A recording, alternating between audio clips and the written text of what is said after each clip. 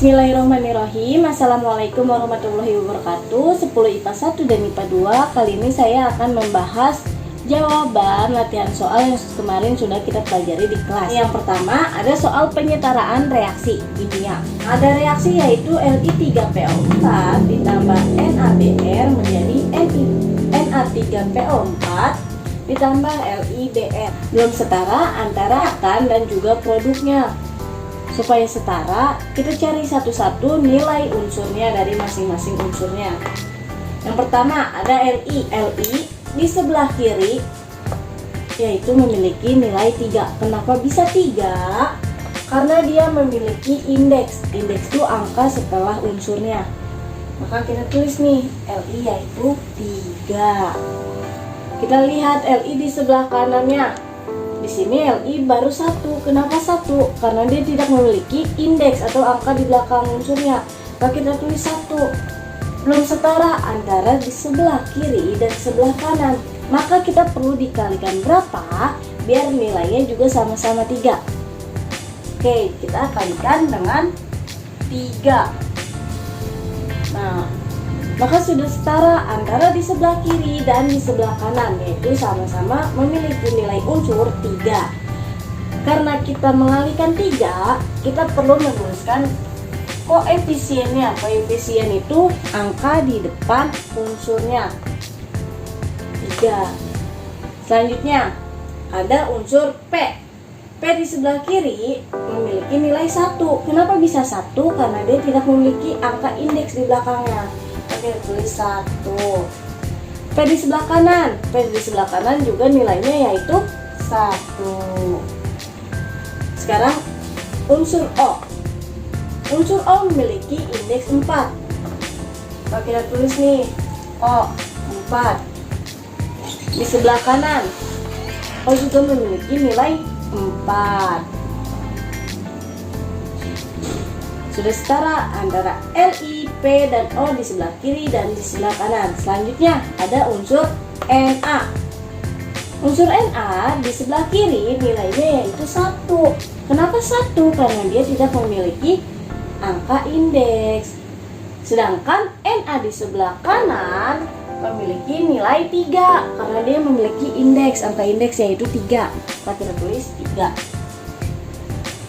Supaya setara antara di sebelah kiri dan sebelah kanan, maka kita perlu kalikan 3 di sebelah kiri. Na menjadi nilainya yaitu 3. Karena kita mengalihkan angka 3, mengalihkan 3 supaya setara dengan sebelah kanan, kita tulis di depannya sebagai koefisien 3. Maka sudah setara nih antara Na di sebelah kiri dan juga Na di sebelah kanan. Selanjutnya ada unsur Br. Unsur Br di sebelah kiri nilainya ada 3. Kenapa bisa 3? Yang awalnya dia 1 karena dikalikan dengan koefisien. Perlu diingatkan kembali bahwa koefisien dapat mengalihkan unsur ke belakangnya. Maka Br memiliki 3. Selanjutnya di sebelah kanan Br juga seharusnya 1 karena dia tidak memiliki indeks, tapi dia memiliki koefisien di depannya. Ini koefisien. Maka Br memiliki nilai 3 juga. Nah, kalau sudah seperti ini, sudah setara antara reaktan dan produk, atau antara sebelah reaksi sebelah kiri dan reaksi sebelah kanannya sudah setara. Selanjutnya kita masukin nomor 2. Ada reaksi HBr ditambah MgOH2 menjadi MgBr2 ditambah H2O. Kita lihat nih, yang pertama ada unsur H. H di sebelah reaktan atau sebelah kiri yaitu jumlahnya 1 karena dia tidak memiliki indeks, itu 1. Sedangkan H di sebelah kanan nilainya 2 karena dia memiliki indeks di belakangnya. Belum setara antara sebelah kiri dan sebelah kanan. Maka kita perlu kalikan berapa biar hasilnya 2. Kita kalikan dengan 2. Karena kita mengalihkan dengan angka 2 supaya hasilnya 2, kita tulis 2-nya sebagai koefisiennya. Sudah setara nih hanya. Selanjutnya ada BR. BR di sebelah kiri nilainya berapa? Awalnya 1 karena tidak memiliki indeks, tapi karena dia punya koefisien 2, maka BR menjadi nilainya 2. Perlu diingatkan kembali bahwa koefisien dapat mengalihkan ke unsur belakangnya. BR di sebelah kanan kita lihat jumlahnya sudah 2 dari indeksnya atau angka setelah unsurnya, tulis 2. Sudah setara BR-nya. Kita lihat MG. MG di sebelah kiri nilainya 1. Kenapa 1? Karena dia tidak memiliki koefisien dan dia tidak memiliki indeks. Kita tulis 1. MG di sebelah kanan juga nilainya yaitu 1. Sekarang nilai O. O di sebelah kiri memiliki nilai 2. Kenapa bisa 2? Karena dia memiliki indeks di belakangnya. Ibu, tapi itu di dalam kurung. Kalau ada soal reaksi di dalam kurung, tetapi di luar kurungnya ada angka indeks, maka yang di dalam kurung kita kalikan dengan indeksnya. 2 dikalikan O, 2 dikalikan H, yang berarti O memiliki nilai 2 dan H-nya juga memiliki nilai 2. O memiliki nilai 2, H-nya memiliki nilai 2 nih. Maka kita tambahkan di sini. Jumlahnya berarti menjadi 4. H di sebelah kiri menjadi 4. Sedangkan H di sebelah kanan nilainya baru 2. O di sebelah kiri nilainya 2.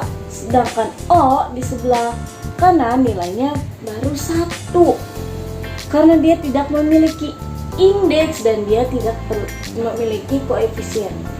Kita perlu mengalihkan berapa supaya hasilnya O nya menjadi 2 dan H nya menjadi 4.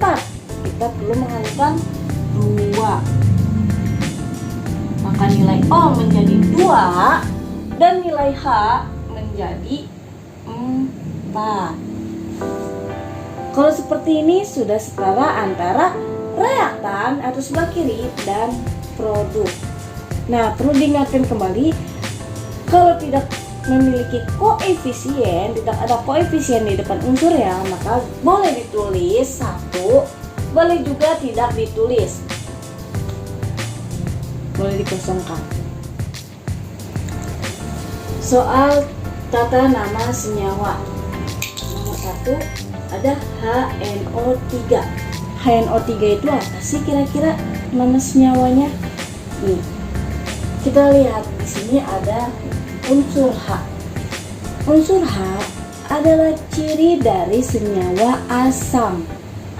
Rumus senyawa asam itu apa? Rumus senyawa asam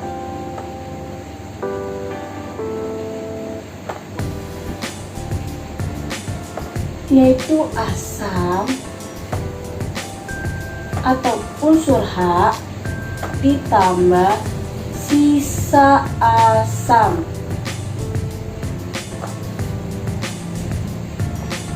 Perlu diingatkan, rumus senyawa asam yaitu asam atau unsur H dan sisa asam.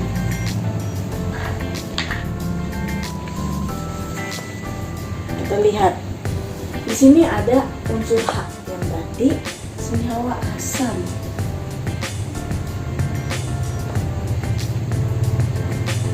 Ada NO3 yang berarti sisa asam. Untuk penamaannya bagaimana, Bu? NO3 merupakan senyawa poliatomik. Kenapa bisa dikatakan senyawa poliatomik? Karena dia terdiri dari 2 unsur yang mana salah satu unsurnya yaitu oksigen. Ada unsur N atau nitrogen dan unsur oksigen. tulis ya. NO3. N nitrogen.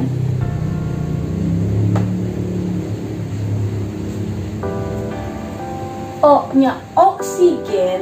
Karena dia memiliki nilai 3 atau indeks 3, maka kita tambahkan kata at. Kenapa bisa at? Karena jika oksigennya bernilai di atas 2 atau lebih dari 2, maka ditambahkan kata at.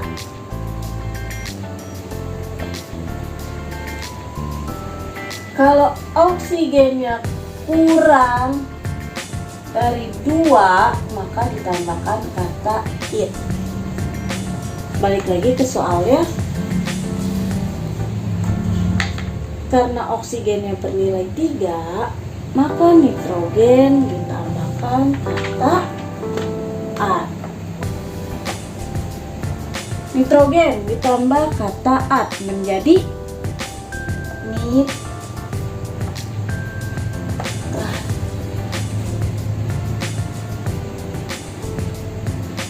Maka HNO3 adalah senyawa apa? Senyawa asam nitrat.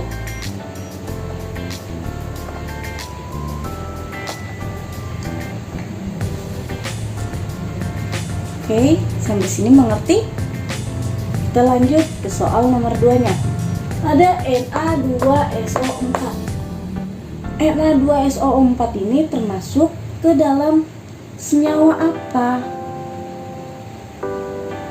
Perlu diingatkan kembali, kalau ada senyawa, dua senyawa yang salah satunya yaitu unsur oksigen dan dia memiliki indeks, maka termasuk senyawa poliatomik. Kita lihat dulu nih, Na2SO4. Na2 itu senyawa apa? Natrium. Tulis, Na termasuk senyawa logam.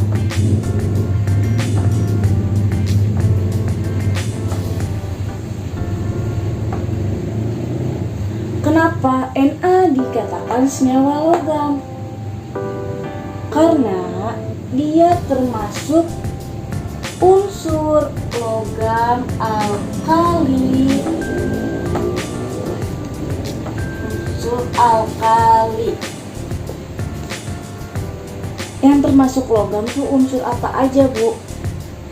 Ada alkali dan juga ada alkali tanah.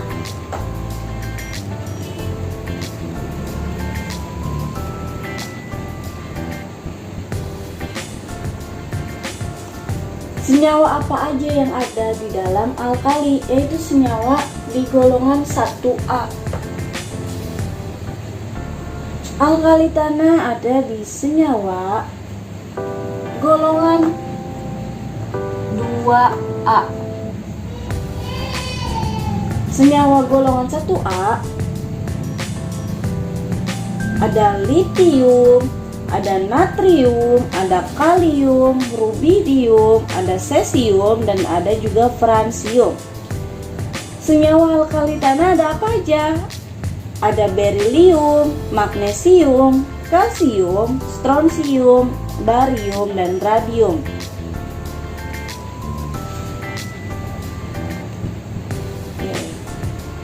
Selain logam alkali dan logam alkali tanah, ada senyawa apa lagi yang termasuk unsur logam? Ada aluminium, ada besi atau Fe, ada aurum atau emas, ada juga Ag atau perak, ada juga kromium atau Cr, ada mangan atau Mn. Yang terakhir ada nikel atau Ni. Oke, sekarang kita masuk ke SO4 nya. SO4 berarti termasuk senyawa poliatomi. Kenapa bisa poliatomi? Karena S di belakangnya ada oksigen yang memiliki nilai indeks 4. Karena dia nilainya 4 oksigennya, maka perlu ditambahkan kata A. S yang berarti sulfur, O nya ada 4, oksigennya ada 4, perlu ditambahkan kata A, maka menjadi sulfat. Yang berarti Na2SO4, karena Na termasuk senyawa logam dan logam adalah senyawa ion, maka tidak perlu ditambahkan kata awalan dari bahasa Yunaninya seperti kovalen. Bisa langsung Na2SO4 menjadi natrium sulfat. Oke, di soal tata nama senyawa selanjutnya ada AlOH3. AlOH3 ini kira-kira termasuk senyawa apa? Kita lihat ya. Di sini ada senyawa OH atau hidroksida. Hidroksida atau OH termasuk ciri-ciri senyawa basa. Senyawa basa. Dalam senyawa basa ada rumusnya, yaitu logam atau amonium bertemu atau ditambah dengan hidroksida.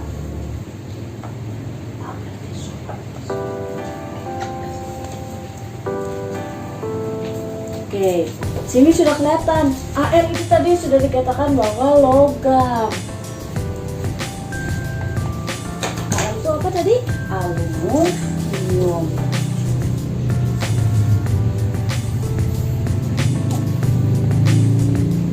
Dan OH itu apa tadi? Hidroksida.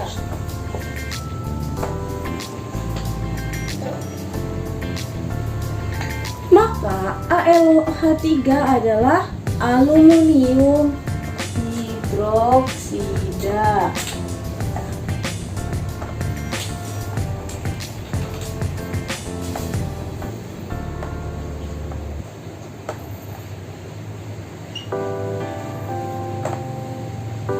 Yang berarti AlOH3 adalah senyawa basa.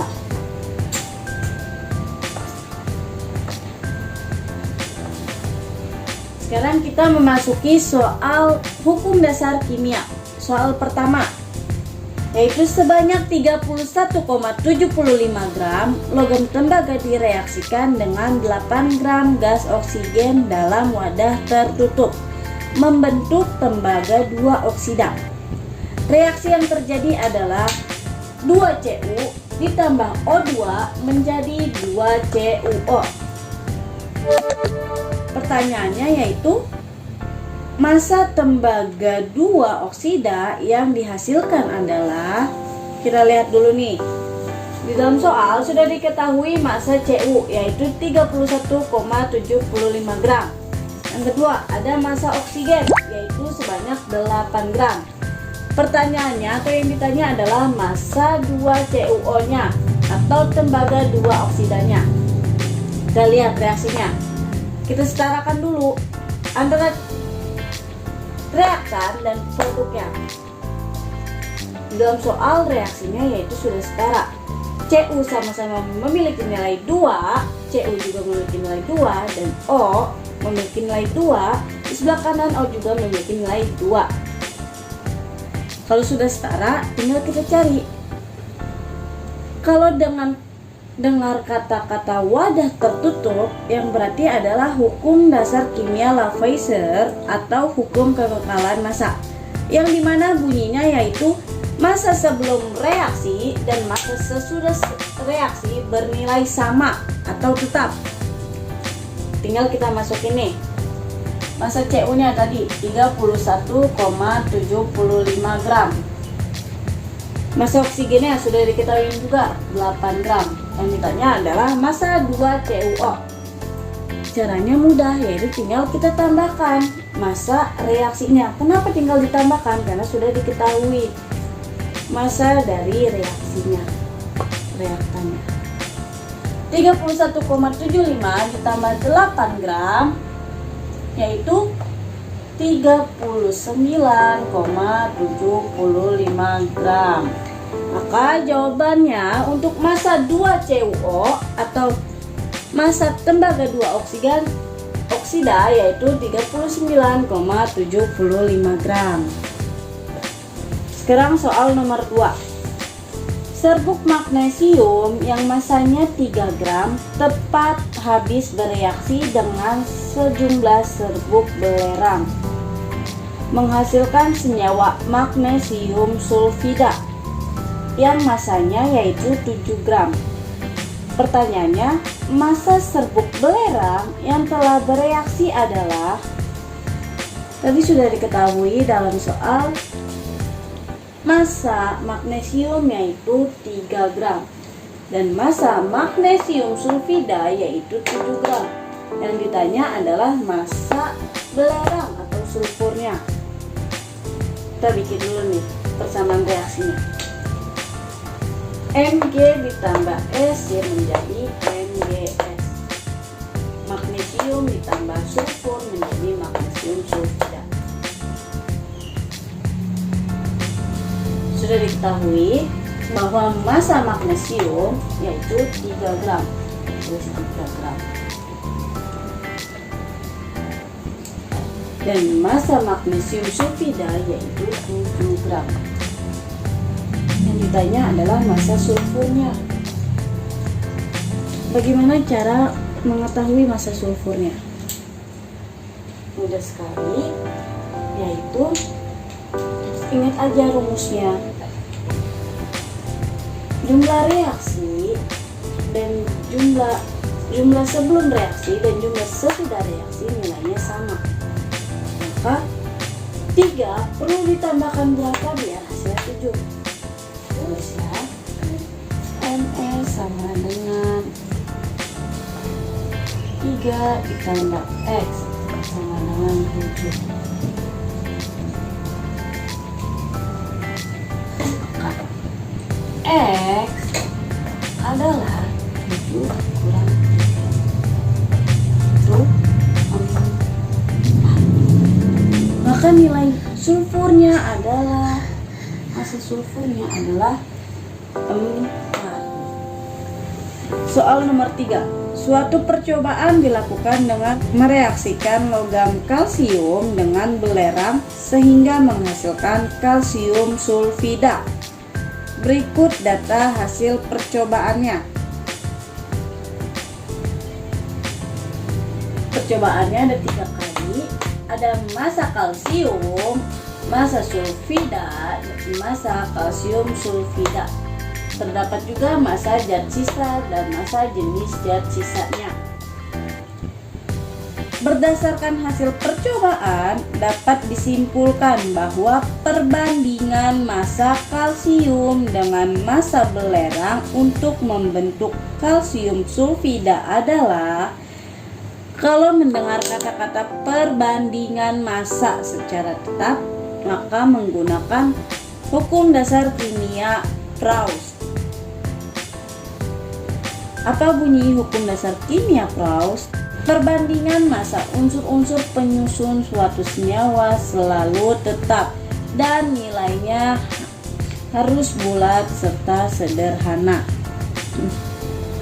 Kita lihat ya, di sini sudah terdapat tabel-tabelnya nih. Ada massa kalsium, massa sulfida, massa kalsium sulfida, massa zat sisa dan jenis zat sisanya. Kita lihat di massa kalsium percobaan pertama bernilai 3. Di massa sulfida bernilai 1. 3 ditambah 1 harusnya 4. 4. Seharusnya massa kalsium sulfidanya bernilai 4. Tapi di dalam data terdapat 3,5. Maka masih mempunyai zat sisa yaitu bernilai 0,5. Dan juga dikatakan di dalam data bahwa yang memiliki zat sisanya pada percobaan pertama yaitu kalsium. Kalsium nih yang memiliki zat sisa. Karena kalsium memiliki zat sisa 0,5, yang bereaksi secara sempurna bukan 3 dikurang 0,5 yaitu 2,5. Selanjutnya pada percobaan kedua, massa kalsiumnya ada 5, massa sulfurnya atau sulfidanya ada 3. 5 ditambah 3 harusnya 8. Tapi massa kalsium sulfidanya hanya 7. Sudah dikatakan juga di dalam tabel terdapat zat sisanya 1, yaitu punyanya si belerang atau sulfur. Maka sulfur yang bereaksi secara sempurna karena dia memiliki zat sisa 1 yaitu menjadi 2. Kenapa bisa 2? 3 dikurang zat sisa 1 yaitu 2. Selanjutnya pada percobaan ketiga ada massa kalsium yaitu 15, ada massa sulfur atau belerang yaitu 8, dan massa kalsium sulfurnya sulfidanya yaitu 21. Seharusnya 15 ditambah 8 yaitu 23. Dikatakan juga bahwa memiliki zat sisa si belerangnya. Unsur belerang memiliki zat sisa yaitu 2. Berarti yang unsurnya tidak bereaksi sempurna adalah sulfur, sudah dikatakan yaitu sulfur, dikurang 8 dikurang 2 yaitu 6. 6 ini apa? Massa yang bereaksi secara sempurnanya.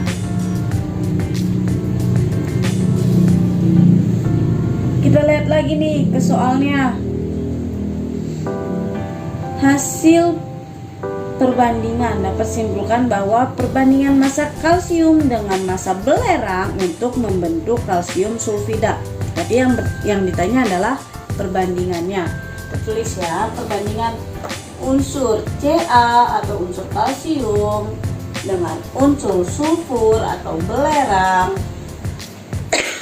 dan massa kalsium sulfidanya CaS-nya. Kita tulis ya.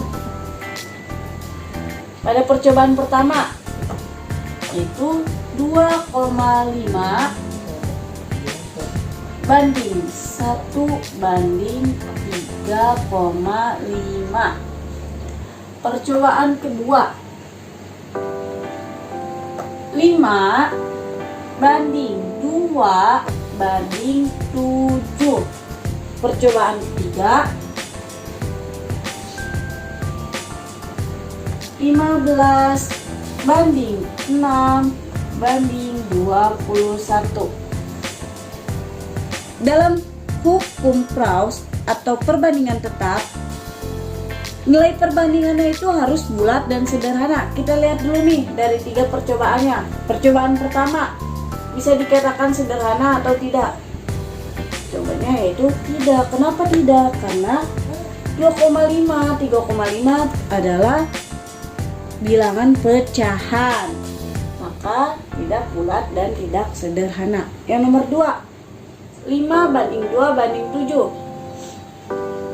Bisa dikatakan bilangan bulat? Bisa. Bisa juga dikatakan bilangan sederhana? Bisa. Kita lihat dulu nih tapi yang nomor 3-nya, percobaan ketiga. Ada 15 banding 6 banding 2. Bisa dikatakan bulat? Bisa. Bisa dikatakan sederhana? Jawabannya yaitu tidak bisa. Maka yang bisa dikatakan bilangan bulat dan sederhana adalah percobaan kedua. Jawabannya berarti apa nih? Perbandingan antara kalsium sulfur dan kalsium sulfida yaitu 5 banding 2 banding 7. Perhatikan nomor 4. Soalnya yaitu logam M dengan oksigen dapat membentuk dua macam oksida logam. Logam M dapat mengikat satu oksigen membentuk senyawa MO dengan massa 79,5 gram. Senyawa oksida kedua memiliki massa oksigen yang sama dengan oksigen senyawa pertama, yaitu 16 gram. Namun memiliki massa 143 gram. Maka pertanyaannya yaitu rumus senyawa kedua adalah, kita lihat dulu nih. Di sini sudah terdapat tabel senyawa EMO dan senyawa kedua kita tulis MXOY karena kita tidak tahu berapa nilai massa M-nya dan tidak tahu massa O-nya. Sudah dikatakan juga di dalam soal bahwa massa senyawa pertama atau MO yaitu 79,5 gram. Massa senyawa kedua yaitu 143 gram. Dan dikatakan di dalam soal bahwa senyawa oksigen, nilai massa senyawa oksigen yaitu 16 gram. Dan dikatakan bahwa nilai massa oksigen senyawa pertama dan kedua sama, maka kita tulis juga nih 16. Nah, kira-kira kalau ada salah satu nilai massanya yang sama, di sini kan massa oksigen sama nih, sama-sama dengan 16. Maka unsur tersebut maka hukum dasar kimia apa yang mengatakan bahwa jika salah satu nilai massa senyawanya sama? Jawabannya adalah hukum dasar kimia Dalton. Sesuai dengan hukum Dalton yang mengatakan bahwa jika ada dua buah unsur yang dapat membentuk dua senyawa, jika massa salah satu senyawanya dibuat sama, di sini sudah sama ya, yaitu 16, maka unsur satunya perbandingan bulat dan sederhana. Oke, berarti yang belum diketahui hanya massa M-nya nih, massa unsur M-nya. Caranya gimana? Caranya massa senyawa dikurang massa oksigen, yaitu 79,5 dikurang 16. Jawabannya adalah 63,5. Yang kedua, massa senyawa kedua 143 dikurang massa oksigen kedua 16. Jawabannya adalah 127. Maka sudah lengkap nih dari tabelnya. Senyawa 1, senyawa kedua, massa senyawanya, massa unsur N-nya, massa unsur O-nya. Tinggal kita cari sesuai dengan rumus hukum Dalton, yaitu perbandingan bulat dan sederhana. Maka kita bandingkan dulu nih, massa pertama dibanding massa kedua. Massa pertamanya tadi berapa dapatnya? Massa M pertamanya yaitu 63,5. Kita tulis 63,5. Massa M keduanya berapa? 127. Nah, kalau misalnya ada perbandingan seperti ini, belum bulat dan belum sederhana, maka kita bikin menjadi bilangan bulat dan sederhana. Caranya gimana? Caranya kita lihat dari 63,5 dan 127, mana nilainya yang lebih kecil? Oke, nilai yang lebih kecil yaitu 63,5. Maka kita bagi, tinggal kita bagi. Yang pertama, massa M pertama 63,5 kita bagi dengan 63,5 juga. Kenapa kita bagi dengan 63,5? Karena 63,5 lebih kecil nilainya dibanding 127. Perlu diingat, yang menjadi baginya itu yaitu nilai yang lebih kecil, maksudnya yang lebih kecilnya. 63,5 bagi 63,5 jawabannya yaitu 1. Sekarang masa kedua, M kedua, nilainya yaitu 127. Kita bagi dengan 63,5. Jawabannya yaitu 2. Kalau sudah sederhana seperti ini, maka tinggal kita masukkan. Berarti kita lihat ya. Di sini, masa senyawa M dan O bernilai, kita masukin. M yang pertama nilainya 1. Benar, dia 1 M. O-nya juga 1. Kenapa 1? Sama-sama kita bagi 16. 16 dibagi 16, jawabannya yaitu 1. Selanjutnya 16 dibagi 16 juga, jawabannya yaitu 1. Karena sama nilainya, maka nilai oksigen sama-sama 1. Yang berarti pada senyawa pertama N bernilai 1, O bernilai 1. Pada senyawa kedua M bernilai 2, maka kita masukkan X-nya menjadi 2.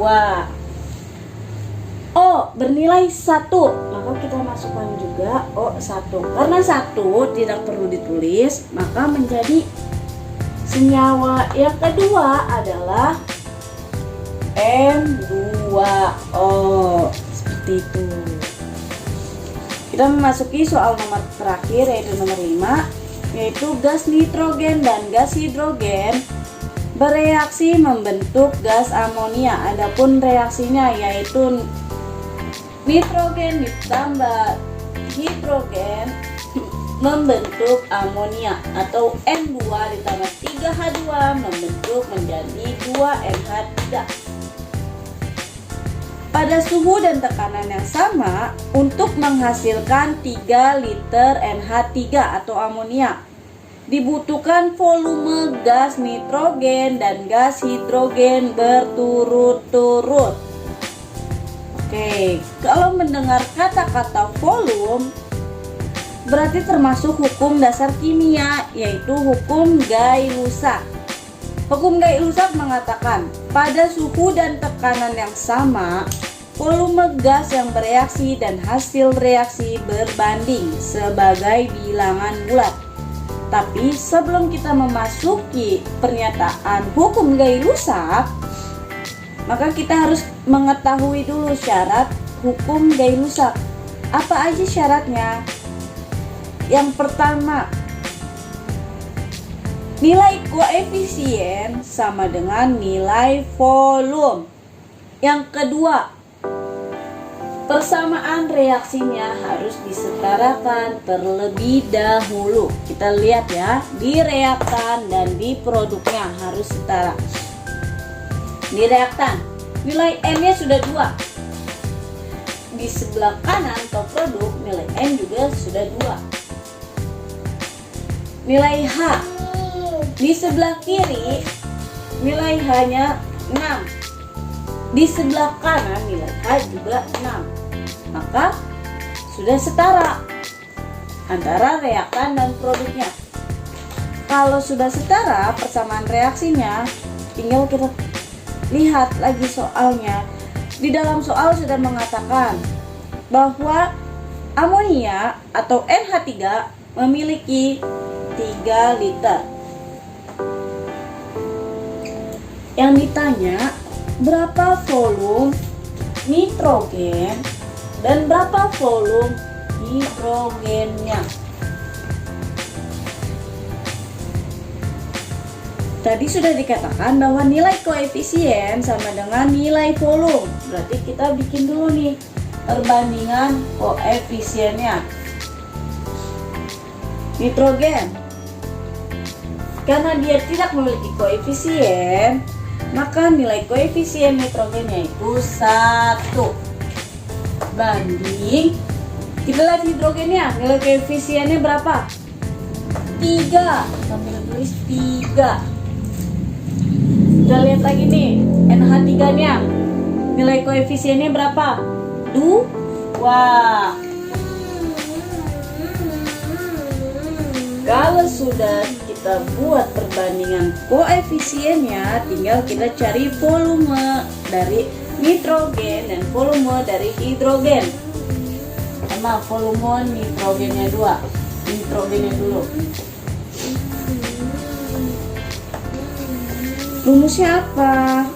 Yang pertama, kita masukkan dulu nilai koefisien nitrogen per yang sudah diketahui dalam soal apa? Nitrogen.